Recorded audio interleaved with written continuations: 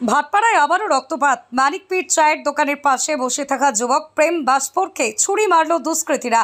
আশঙ্কাজনক অবস্থায় থাকে ভাটপাড়া স্টেট জেনারেল হাসপাতালে নিয়ে এলে অবস্থার অবনতি হয় তাকে সঙ্গে সঙ্গে সাগর দত্ত হাসপাতালে নিয়ে যাওয়া হয়। কী কারণে তাকে ছুরি মারল তার তদন্ত করছে ভাটপাড়া থানার পুলিশ।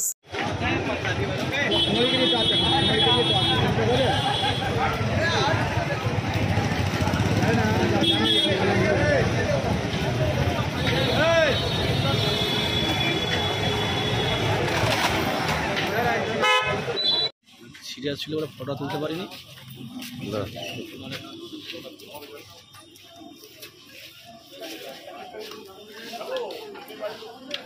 আরে বানা একটু